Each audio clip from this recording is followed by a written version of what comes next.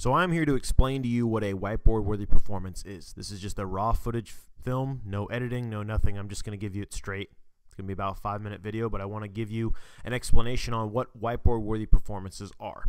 I started the whiteboard-worthy performance scale back in about 2014, 2015, the beginning of the season, sometime in October, November of that season, and I wanted to record performances in my own unique manner.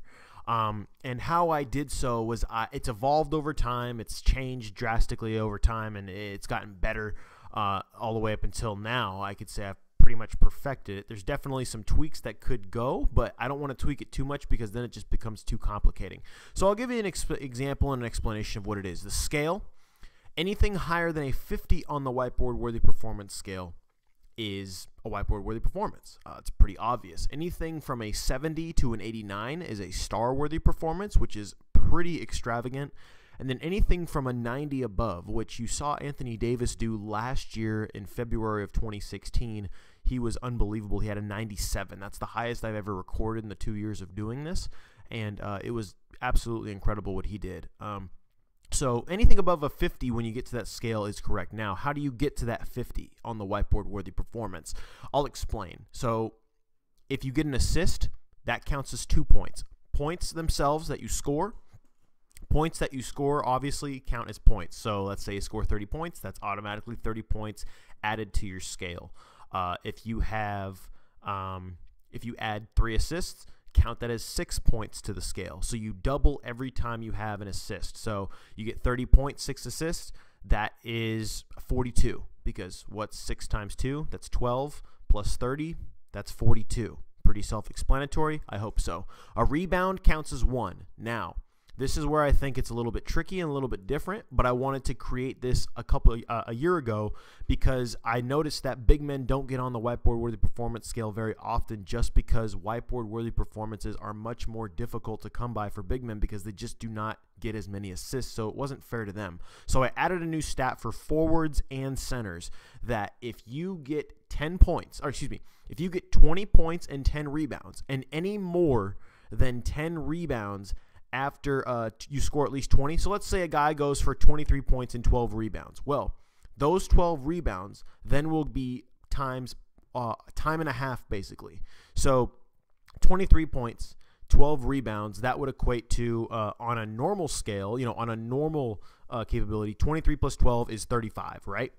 Well, then 12 times 1.5 is 6. So, or excuse me, 12 times 0.5, you cut it in half, is 6. So you add 6 to the scale, so then it's 12 plus 6 plus 23, which then it would be 12 plus 23 is 35 plus 6 is 41. So then that would be a 41. Still wouldn't make the whiteboard-worthy performance scale, but that adds to as an additional is an additional already scale that he's accumulated. You guys get it so far? So if you get a 20 and 10, it's not a 30. It's a 35. If you get a 20 and 12, it's not a 30. It's not a 32. It's a 38 because you add the 6 with the 12. Hopefully we get that. Hopefully we got it. Okay, let's move on from there. Automatic qualifications for a whiteboard-worthy performance. Sometimes guys get like 40 points and then nothing else.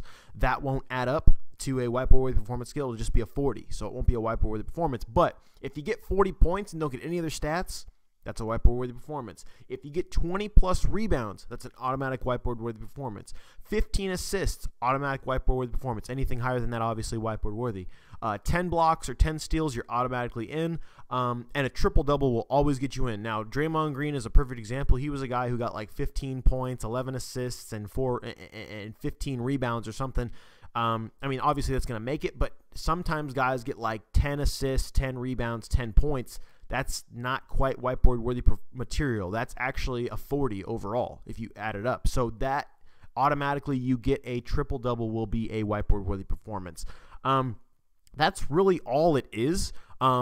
Points count as 1, assists count as 2, rebounds have that special doohickey that I just mentioned to you, and then on top of rebounds, blocks and steals. So it's really only a 5-stat category for whiteboard-worthy performances. I wanted to create this because it was a unique facet of creating whiteboard-worthy performances. I hope you've learned a lot in this video, and I hope that if you have questions and if you want me to tweak it a little bit, please feel free to leave comments at the bottom. Again, thank you again for watching. Have a good one. My name is Chris Morrison. I'm on the lead.